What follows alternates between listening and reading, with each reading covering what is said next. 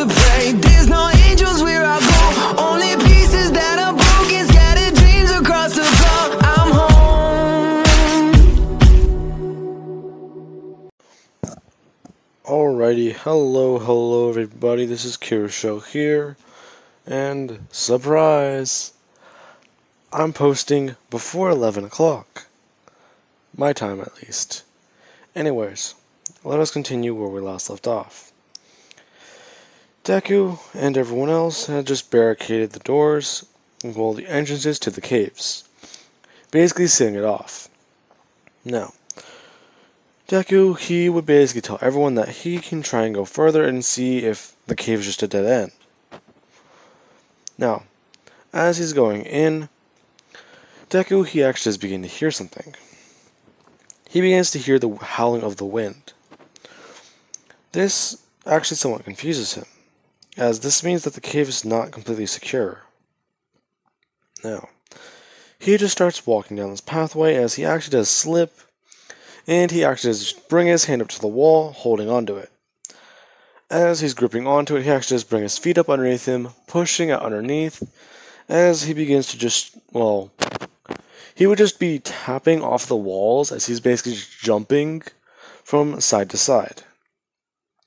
As he does so, he would basically get to a point where he's back to where he can actually hold on to both sides of the wall, if not the ground above him, and pull himself up.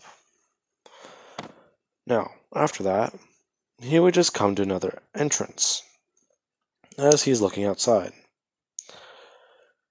He would just see something moving in the distance as he's trying to make it out.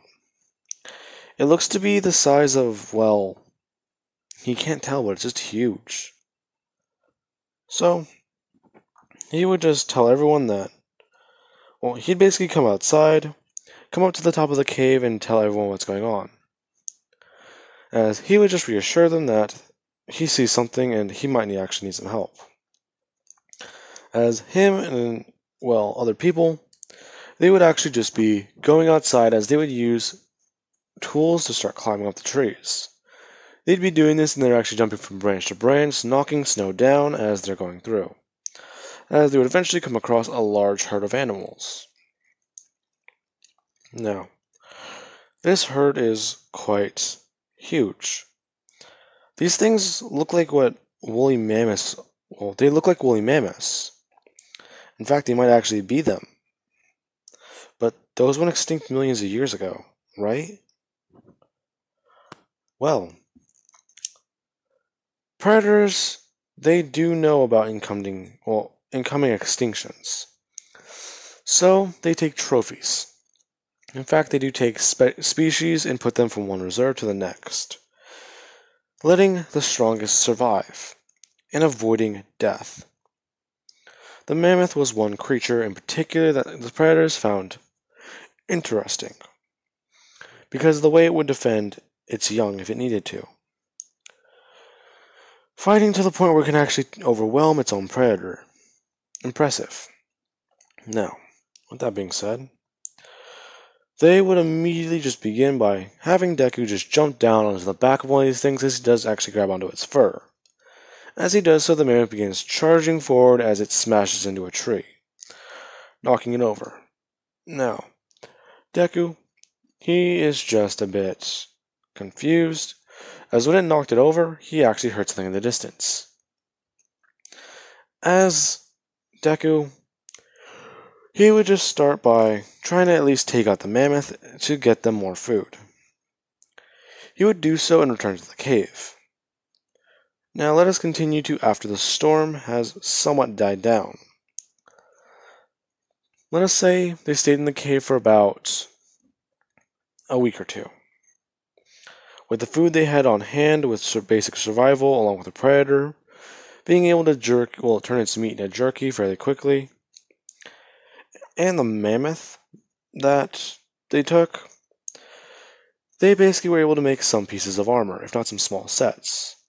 Along with the fact that Sue, she's able to stay conscious now for longer than just a couple, well, minutes, if not only an hour a day.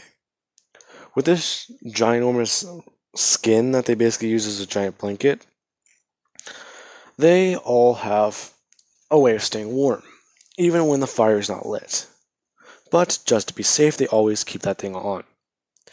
Because if it does go out, it may not be good for them. It at least helps keep the cave warm and keep air flowing, if not help circulate warmth throughout the entire place. Now, they would begin by Deku going outside. He's actually looking around as people immediately see Deku starting to grow hair again. Deku, he would just begin by trying to focus on a sound. As he does so, people immediately watch him take off running. As he actually does, just run up to a tree, grab onto it, leap upwards, and just start jumping on the branches. As they're asking what he's did. Oh, you don't remember? His quirk. He's been able to somewhat control it a bit better. He's adapting. In fact, I think he's trying to, I think he wears that hood to help his body. If not, probably trick his head. Now, Deku, he's running along the treetops, if not on the branches, as he's trying to figure out what's going on. He would eventually come to, a scene. They're not the only people on this planet. In fact, the Bad Bloods have sent multiple people here before. This crew, however, they were not, the best way of saying is, these are another group of people, if not kids, that the Bad Bloods have sent down. But not the ones associated with Deku and his crew. These are different. These are strangers to Deku. Deku's just watching from the treetops as he actually does somewhat have his skin camouflage. As that happens, Deku would just slip the skin up over his head, hiding it, as people are looking around. They would basically be looking around as they don't see anything. They just see white blankets of snow and the fact that the tree lines are clear. Now, people are actually talking as they are just trying to figure this out. They're basically getting things set up and actually hunting things down, along with the fact that someone actually has a bow and arrow. Deku is just sitting there watching as he actually just makes a sound. The branch gives out under Deku's feet as the people begin to look at him. As Deku falls, he immediately just turns his hand around, creating a pair of claws, slashing down at the tree as he actually does start trying to leap away. As someone does take aim and fire in his direction. They aim directly for the skin as Deku, he comes flying down, and his, hood, you can say, gets shot through and immediately just gets hit into the tree. As Deku, he is taking off running. He is going through the tree line as fast as he can, trying to make sure people don't see him. Now, he would get back to camp as people can see him visibly concerned and confused. He immediately just tells people to block up the entrance, if not to at least hide themselves. They would do so as people are confused. Deku would just say he found other people out there, but they tried attacking him on the spot. I think they're like us, with the Bad Bloods, but why would they attack us? Now, as that's being said, this is whenever Deku, he would hear something. In fact, everyone hears a very high-pitched sound. As Deku would hear it, someone just immediately point to Deku's neck, if not, right on his collarbone. They would just say that that place is glowing. In fact, everyone's is. As they are told, they are going to be put into a little test. This is going to be a little more, hard, as there are 40 of you. We only expect 10 of you to survive. In fact, we were giving this time to you to prepare, if not, hold off on the planet. You have found each other sooner than we anticipated. Along with the fact that the boy the other team nearly just killed, he was their greatest person. So if you were to take him out, you would have won fairly quickly, as he has held them all together so far. In fact, there's a little competition. The survivors go with the bad bloods who win. Now then, with that being said, now, after the Predators got done saying this is when we'll cut to in space. The two Yaoja ships are actually interlinked, talking to each other as they are, well, communicating. One of these is an elite bad blood. The other, he is near to, if not close to being an ancient one, or an elder. Now, these two are talking. The ancient one's fairly certain that his team will win. He's been pushing and training these kids to basically be the best of the best. Well, the bad bloods that I've been talking with and actually monitoring Deku and everyone else, they are just telling him that their champion will win. In fact, he would send down a xenomorph, but it would possibly kill both their teams. The man's astounded that he has that much confidence in a child, let alone a human. You value that boy, don't you? It's not that I value him. He adjusted fast to our ways. In fact, his little quirk, as the humans call them, is very unique. He adapts faster than any prey I've ever seen, and any predator I've ever seen. In fact, I do believe he would be talented enough to kill a xenomorph without weapons. Certain. Very. If that is true, then if I win, I will take that boy to a game reserve and see just how long he can survive. Now, this is when we'll cut back down to the planet. Deku, he is fairly certain this is going to end badly. But he is just waiting for things to go. Now, Deku, he begins to walk through the forest. If not, he's jumping through once again, higher up in the trees. As he actually does have an idea. He wants to set down some traps, if not at least basic forms to catch people. As he gets to work remembering some of the basics, if not some of the advanced things, from their trapping and catching course for hunting. In fact, he does remember the one very good trap where you basically use a rope and a counterweight, as the rope will get tripped and the counterweight will be pushed over, creating tension to pull your prey up into the air. Deku, he would begin setting up quite a few of these, as people, they're still trying to look for him. They all have weapons, as someone's actually using their quirk to look through the tree line. They would see Deku as this girl would immediately just take aim with her bow and she would fire it off.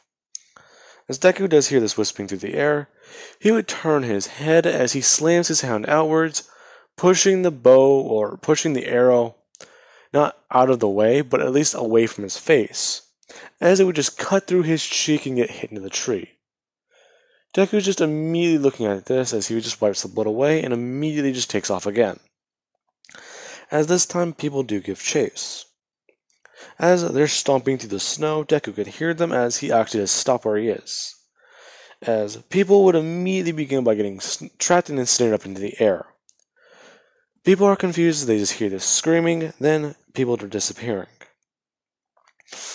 They had 20 people when they went into that forest. Now they have 12. And in fact, this is whenever someone would just yell, this is pissing them off.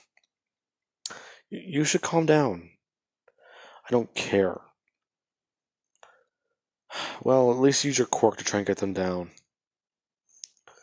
Now, Bakugo, or Deku, I gave that away really fucking fast. Deku, he is just looking as he would see Bakugo. This is confusing him, as he's now realizing that he's going up against Bakugo,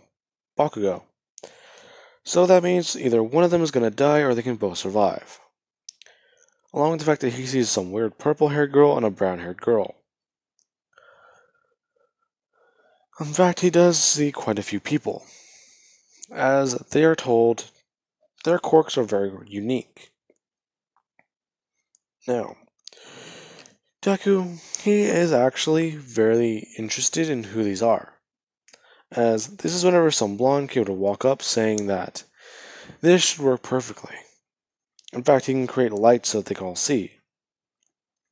As this is Ayama, he will come into use later. Now, this is where things are going to be taking a bit of a turn. Deku is watching this as he would immediately be jumping through the tree line, and he would actually make his presence known, as he would just be jumping down, and he would actually turn and see what they're going to do, as he actually does whistle. As soon as that does happen, people immediately just train their bows on Deku. Deku actually walking out as people are staring at him. He's human. Wait, what? Human? Not just that. Wait. Deku? Long time no see, Bakugo. You mind putting the bows down? Why? With your quirk, you can probably dodge them. Well, touche, but it's not why I'm here. Listen. You know that these guys are bad bloods, right? Yes. Well, this is not the time for that. We're gonna see who can survive. Our team will prevail. What do you mean? Well, you see, we're told that if we can beat you, then we'll leave and go back to home. Now, I plan on going back and becoming the #1 hero. You can't be serious. But I am Deku.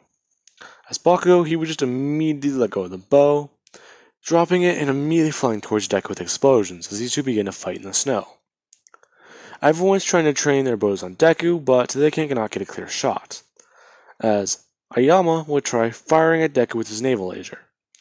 These two would immediately have to break up, as Deku would immediately just bring his hands down, throwing up an entire blanket of snow, as some of Deku's people actually arrive, throwing spears and actually taking out a couple of theirs. There are now 8 people left in Bakugo's group, and Bakugo, he knows this, as Deku still has 20 strong. Now the Predators, they're somewhat confused as to what's been happening, as they basically had all these kids go off the map at once, basically showing that their trackers, they lost. Now then, with that, Bakugo and Deku's team, they're fighting, and Deku, he would immediately be running towards Bakugo, if not running away, as he is trying to retreat and find more of his people, because only 5 of them showed up, and he knows where the rest of them are hiding. If not, the cave Bakugo and his people are in will be very bad if he stays around. So he just orders everyone to retreat, as they would do so. They would get back to camp, as they would find that some of their people are actually gone, if not, some of them have not returned. Deku's lost 6 people that day. In fact, he didn't just lose them, they died in the forest, to some of the native life forms. In fact, that cougar, or that monster earlier that attacked Deku and his friends, was not the only one. They travel in packs, and they are beginning to overwhelm, if not come into the region more to hunt. Now, Deku, he would just be waiting in the cave as he's trying to think of a good solution. If Bakugo and Deku's people can, well, no, that's not even going to work. Only 10 of us can survive. Shit. 10. Now, Deku's trying to think on that word more. 10 people. There's 40, so only about not even half of us can survive. or only half of us can survive. Now, as Deku's thinking that, he immediately hears someone scream as he just runs over to the front. Seeing that one of these things are actually trying to basically claw their way in, if not come into the cave. Deku immediately just brings up his hand as he immediately brings it up, jamming it into this creature's face, and he actually does somewhat try holding it outwards, as he is covering his neck with his other arm. Sue would basically come in as she actually does jump up, getting Deku's spear and putting it into this creature's eye, as she takes out one of them. She tries to push it deeper, but it doesn't work until Deku actually does get clawed. If not, the thing is starting to bite into his arm. Deku begins to adapt as his arm does harden, and this thing immediately just keeps trying to bite down more and more until Deku's completely immune to it. He immediately brings up his other hand, smashing it down on this thing's skull, as he immediately just starts by grabbing the other side of the spear and jamming it further in this thing's face, killing it along with the other one, while killing two of these creatures. Now, Deku realizes that if that's what is going on, these creatures are going to be everywhere. That's the second one today. And not just that, these were not even 2 hours apart. So Deku's trying to go over some things in his book. This still does not answer any questions. Deku realizes that this is going to be a bit more difficult, as the Yautja are actually sending in predators, forcing these two groups to fight, if not just picking off their numbers slowly until they're down to 10. Now, with that, I do believe there's only 22 humans left. So, yeah, actually, I do believe that's a good place I can leave off on. But, yeah. Anyways, what do you guys think of, well, what I'm doing so far?